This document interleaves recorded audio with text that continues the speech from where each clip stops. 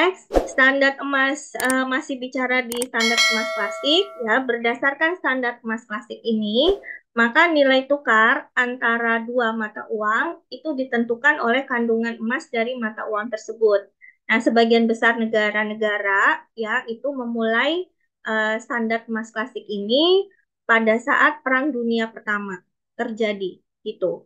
Jadi standar emas internasional bisa dikatakan ada jika kebanyakan negara-negara besar terutama gitu ya bisa memenuhi 3 syarat.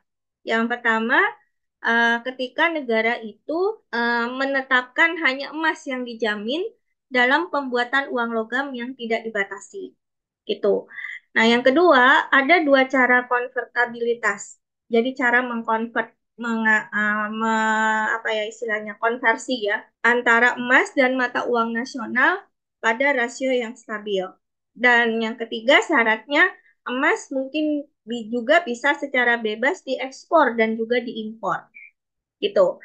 Jadi standar emas internasional itu bisa dikatakan ada ya kalau negara-negara utama itu bisa memenuhi 3 syarat ini gitu.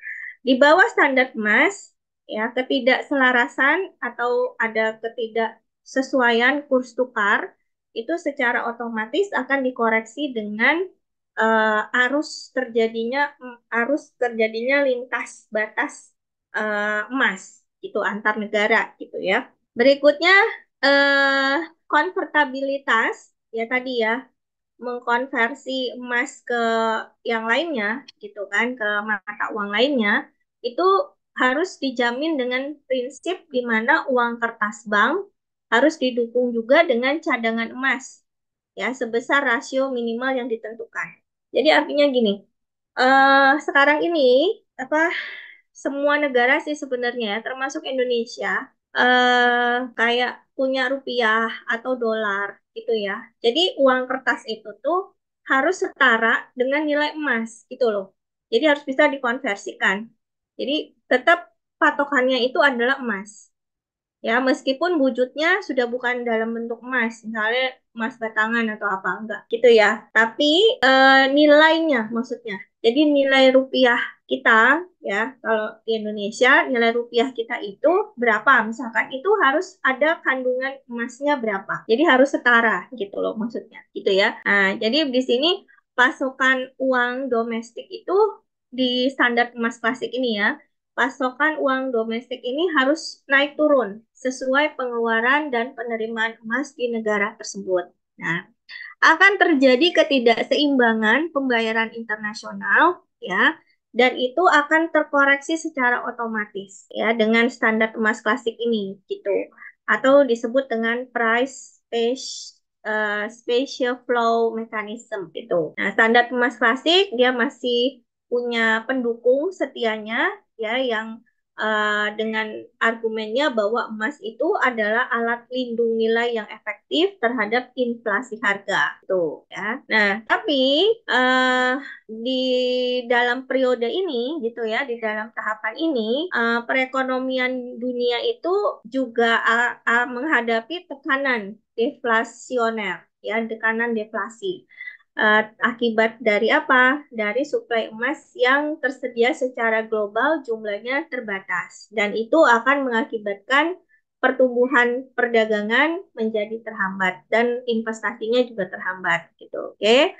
Maka standar emas internasional ini juga tidak bisa mengikat negara-negara besar yang punya agenda politik yang tidak sejalan dengan penggunaan standar emas ya karena memang kalau dia punya agenda politik yang tidak mematuhi aturan main bersama, gitu ya, dengan standar emas yang sudah ditentukan, yaitu dia tidak bisa gitu diterapkan di situ, gitu. Oke. Nah, kemudian masuk ke tahapan yang ketiga ini, interwar period ya. Jadi tahap-tahapannya tadi di tahap yang pertama dari sejarahnya sistem moneter internasional itu melalui tahap di mana ada bimetallisme tadi gitu ya, bimetallism. Nah, yang kedua setelah bimetallism ditinggalkan, negara-negara mulai menerapkan standar emas klasik ya. Berikutnya masuk ke tahap di mana sistem moneter internasional itu ada di dalam interwar period ya tahun 1915 sampai 1944. Nah, di dalam interwar period ini ya ada dibagi tahap lagi, ada 4 tahapan, di mana tahap pertama itu terjadi nasionalisme ekonomi.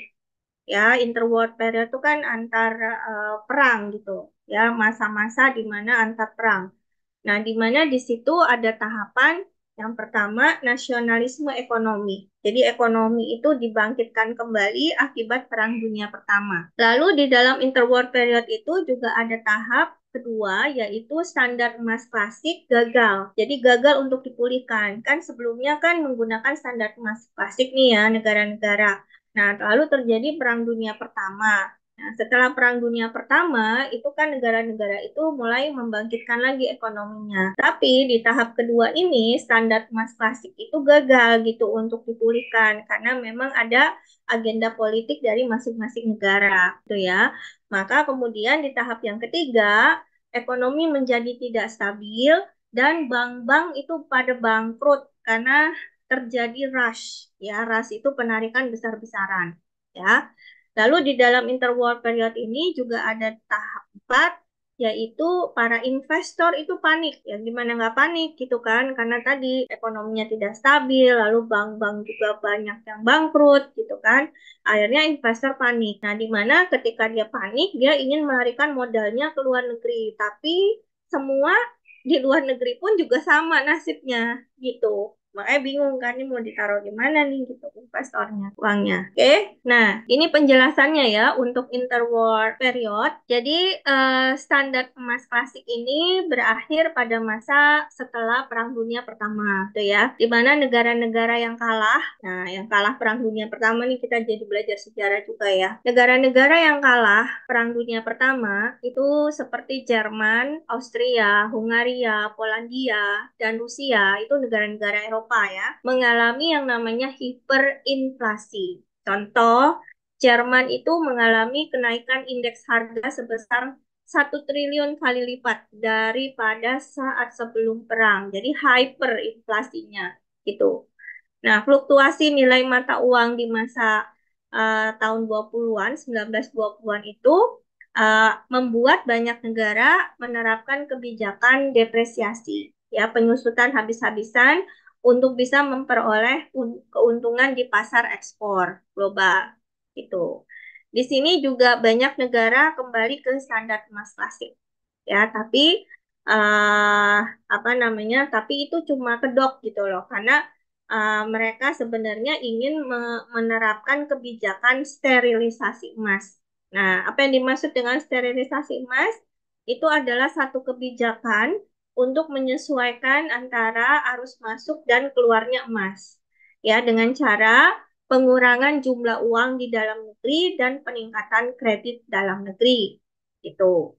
Ya.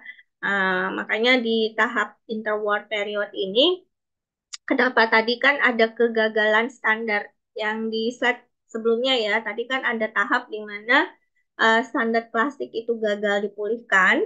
Karena ini tadi, karena banyak negara-negara itu em, malah mau menerapkan kebijakan sterilisasi emas gitu. Ya, jadi di sini usaha untuk kembali ke standar emas klasik itu udah pasti jadi gagal, hancur total gitu. Dan ditambah lagi ada terjadi Great Depression tahun 1929 itu betul-betul satu apa boleh dikatakan satu masa terjadi kekacauan kekacauan di perekonomian dari seluruh negara gitu ya. Sehingga itu mengakibatkan ditarik keluarnya emas secara besar-besaran dari bank-bank tadi ya, trust di negara-negara besar terutama seperti itu. Oke, lanjut. Itu yang kita yang kita pelajarin dari ini sebelumnya atau sesudahnya. Yang pertama ini ya, sistem Bretton Woods ya. Nah, itu tadi tentang standar emas klasik dan kemudian di interwar ya, di interwar period. Oke, berikutnya sistem moneter internasional itu ya masuk ke dalam sistem Bretton Woods gitu ya, mulai mulai masuk untuk menerapkan sistem Bretton Woods. Nah, di sistem Bretton Woods ini, kalau dilihat di gambarnya di situ ya, di tengah-tengah itu ada dolar Amerika Serikat, di bulat di lingkaran yang di tengah. Ada dolar Amerika Serikat dan itu ada tanda panah bolak-balik di bawahnya emas, gitu ya. Artinya apa? Artinya dolar Amerika Serikat itu dinyatakan sama dengan emas gitu loh ya, dan dipatok di harga 35 dolar per ons emas. Jadi dia punya standar gitu ya di Amerika. Jadi dolar itu sudah ah apa namanya, sudah dikonversi, artinya itu sudah dipatok dengan harga emasnya 35 dolar per onsnya gitu ya. Nah, jadi di sini ketika ada negara-negara lain yang bertransaksi dengan Amerika dengan dolar, misalkan pound Inggris gitu ya, maka itu akan mempengaruhi nilai parinya. Mark Jerman itu juga akan berpengaruh terhadap nilai parinya. Termasuk frank Prancis itu juga akan berpengaruh. Berikutnya ya. Nah, apa nanti yang kita sebut dengan nilai pari? Di sini nanti kita bisa ketahui ya di situ untuk apa namanya sejarahnya tadi ya, menyambung dari interwar period, maka untuk mencegah kembali terjadinya nasionalisme ekonomi ya yang tidak jelas selama interwar period tadi. Nah, di sini ada perwakilan 44 negara itu bertemu di Bretton Woods. Makanya sistem Bretton Woods itu adalah sistem yang dihasilkan dari adanya kesepakatan atau perjanjian gitu ya. Di Hampshire tahun 1944, dan mereka sepakat untuk mengadopsi sistem moneter internasional yang baru gitu. Nah, pada tahun 1945 ya, nah di sini tahun-tahun di mana Indonesia merdeka ya. Perjanjian itu ditandatangani dan melahirkan yang namanya IMF. Kalian tahu IMF itu apa singkatannya? Udah pernah kita singgung ya. Apa? International Monetary Fund. Betul, itu International Monetary Fund. Jadi satu organisasi ya atau lembaga lah, lembaga keuangan pendanaan ya, moneter internasional gitu. Dan ada namanya World Bank, Bank Dunia gitu. Nah, IMF ini itu di situ fungsinya adalah untuk mewujudkan dan juga menegakkan serangkaian aturan yang secara jelas mengatur kebijakan moneter internasional. Jadi di situ di tahun 45 gitu ya, perjanjian Bretton Woods itu melahirkan yang namanya IMF. Jadi mereka negara-negara itu sepakat gitu ya, ada dibentuk satu lembaga tadi, IMF itu tadi, untuk bisa mengatur kebijakan moneter internasional. Dan juga harus ada Bank Dunia, katanya gitu kan. Jadi bank sentral gitu ya, World Bank, di mana bertanggung jawab terhadap pendanaan proyek-proyek pengembangan atau pembangunan di masing-masing negara yang membutuhkan modal gitu ya. Jadi sistem Bretton Woods itu pada dasarnya mewajibkan tiap negara itu membentuk nilai pari atau disebut dengan par value mata uangnya masing-masing terhadap dolar Amerika Serikat yang sepenuhnya dikonversi ke emas gitu. Karena tadi di sini ini setelah Perang Dunia Kedua sih sebenarnya ya, itu kan terjadinya ketika Amerika itu menyatakan dia sebagai pemenang perang gitu ya, dan dia menetapkan dolarnya itu sebagai mata uang dunia gitu ya, karena eh, mata uang apa dolar itu sudah dikonversi dengan harga patok emas tadi ya 35 dolar per onsnya gitu. Makanya di situ setiap negara diwajibkan nih dari perjanjian sistem Bretton Woods itu untuk membentuk nilai pari atau par value mata uangnya terhadap mata uang Amerika yaitu dolar ya.